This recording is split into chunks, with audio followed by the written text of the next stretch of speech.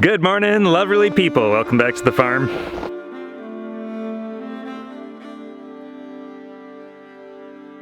Thane's out here with me, and we're gonna get the Kubota out of the garage and get the pigs fed.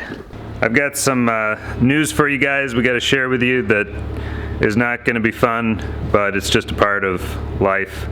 It's a part of farming. It's something that we chose.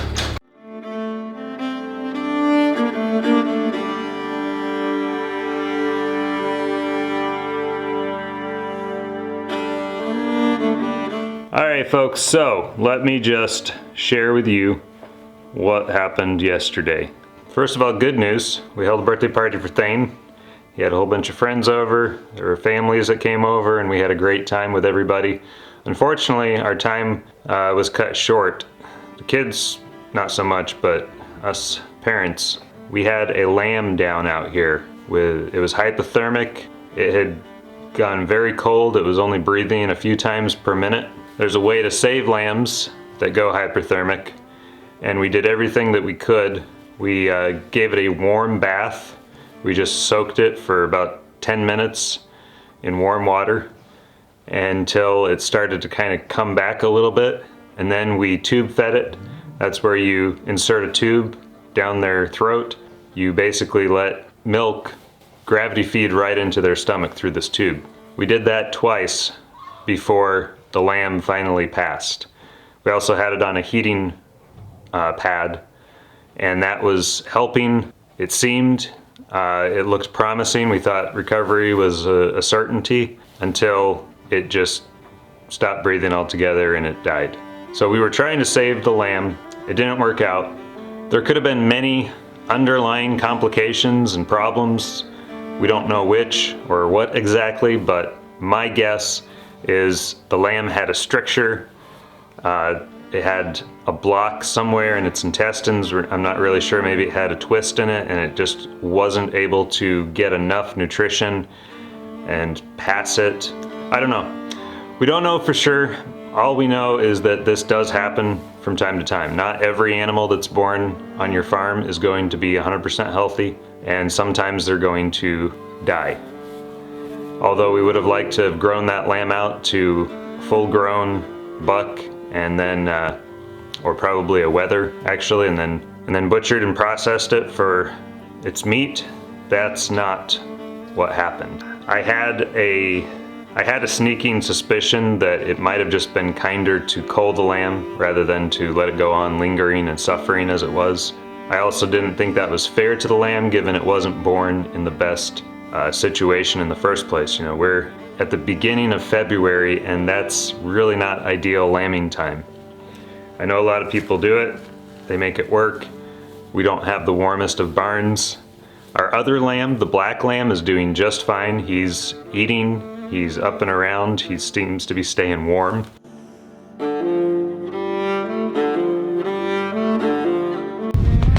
Looks like Thane got them food already, as he said he did. Trust, but verify. Little trick I learned in the stand. 3 points of contact at all times. Safety first. You military guys, you'll appreciate that. You know what I'm talking about. Ducks came out after I dumped the water in there, so that's nice. They normally are so terrified they just hide in there. Alright, so I picked up this watering hose the other day. This is a heated water hose. And I believe it actually has a heated filament that runs all the way through that. So it just plugs into an outlet near your hydrant if you've got one. So I've got it plugged in here. It runs down to there. And I believe I've got that untied enough so it's not going to leak like it did last time. And these things are a little spendy, but they can make life a lot easier. Oh dang. Well, that's not good. Why didn't? Okay, so I forgot that I unplugged this. So the chicken's water froze. Alright, so here's what we're gonna do, folks. Because that froze, I'm gonna go ahead and plug it in. It'll eventually thaw it out, and we'll just put fresh water on top of it in the meantime. That's unfortunate. So I can't even use the hose today because I don't have, well, I could use the hose, but I've already got a 5-gallon bucket full of water, so we'll just do that. But I want to talk with you a little bit about our philosophy of animals, for raising animals, taking care of the animals, butchering the animals, eating the animals. You may have a different idea about this, and that's fine. You have a right to a different opinion. I believe that animals are part of the hierarchy of nature in which human beings are at the top, and everything below that is subservient to man. You've got, of course, your predator animals and you've got your prey animals. The way that animals today have been developed and domesticated, they wouldn't be able to survive without human care. And we are really intervening on behalf of the animal to preserve and maintain their lives. They wouldn't live a good, full, happy, healthy life without human care. It's a farm, all right? This isn't a big farm zoo. Care for your animals, you can like your animals, you can think that they're cute. That's all fine. Thinking your food is cute, there's nothing wrong with that. Cute's cute, that's all subjective. If you think it's cute, that's fine. But we're not afraid to turn around and use that animal for its purpose. That's honoring the animal's nature. And when you project something onto the animals that is contrary to their nature, you're doing two things. You're doing, first of all, you're dishonoring the nature of that animal. Second of all, you are denying that that animal is good, that that animal, as it was created and then later domesticated, that that animal is a good thing, a good gift from God. The nature of these animals is to turn grass into meat and then be a source of protein, fat, nourishment, vitamins, and minerals for human beings or other animals. And so we feed our dogs a strict meat diet. They're carnivore, and we're not carnivore necessarily. We're omnivores, of course, but we do eat quite a bit of meat. We eat the meat that is the richest, the fattiest, the healthiest. Meat is about the healthiest food that we feel, that we believe we can put into our bodies. Getting back to the nature of an animal, we believe that animals, their nature, specifically sheep, cows, chickens, goats, the nature of these animals is to turn grain or grass, forage of some type, into a product that preserves and sustains our lives, whether that's dairy, eggs, meat, whatever that is that we can consume and we can continue to preserve our lives. That is what the nature of these animals, that's their purpose. Their purpose is to preserve our lives. Now that may sound cold, that may sound harsh. That's just the reality of the world as it's been for thousands of years. We want to keep a right mindset about these animals. Like I said, it's okay to think the animals are cute. It's okay to love the animals. It's okay to care for the animals. You should treat the animals with kindness and care for them and take good care of them and treat them in a way that they deserve. That's honoring to the animal. But it's also honoring to the animal to then use that animal for what its purpose is. One of the kindest things that you can do for an animal is to not let it die a natural death. Now that may seem completely contrary to what we've been taught, that the kindest thing for an animal is to die a natural death. In fact, it's the exact opposite. If you want to torture an animal, if you want to make an animal miserable, let it die a natural death. It is not a pretty thing. It is painful. It is a prolonged, torturous death. You can give that animal a wonderful, beautiful life and then give it one bad day.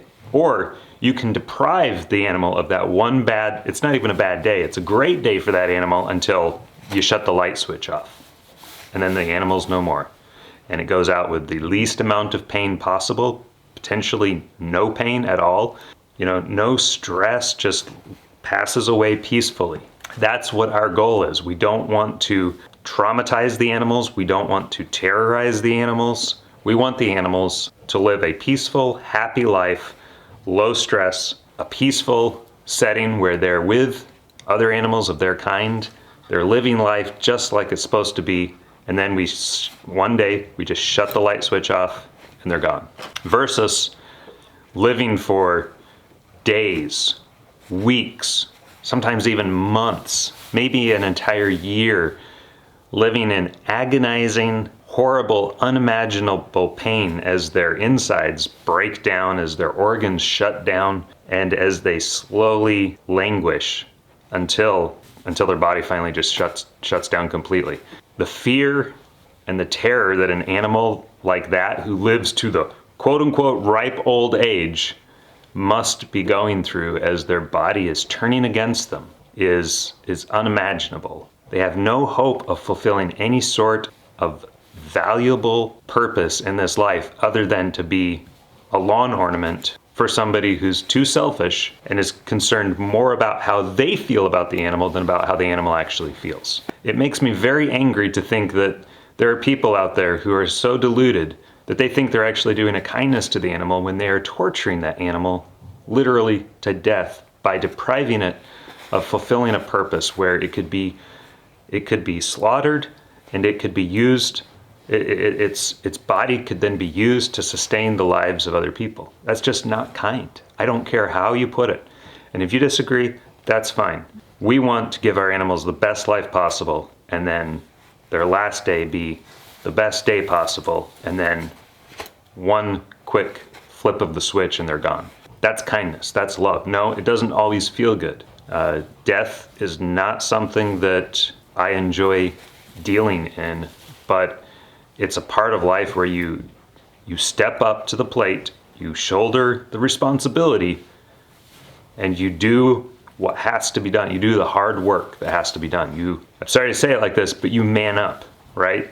You man up and you do the work. No, it doesn't always feel good. And sometimes that even means culling infant livestock, culling the babies, because to let an animal languish and suffer when there's no chance of it surviving otherwise is not kind.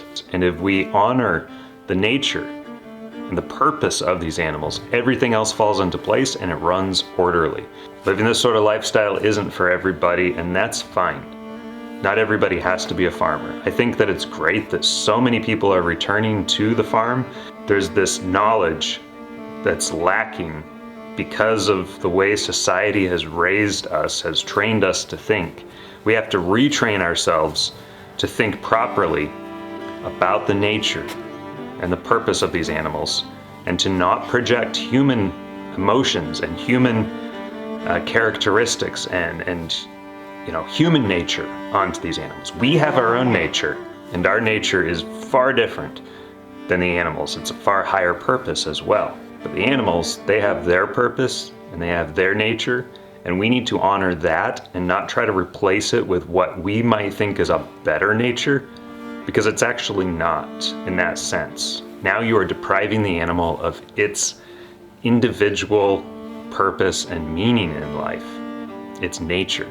The animal wants to be what it is.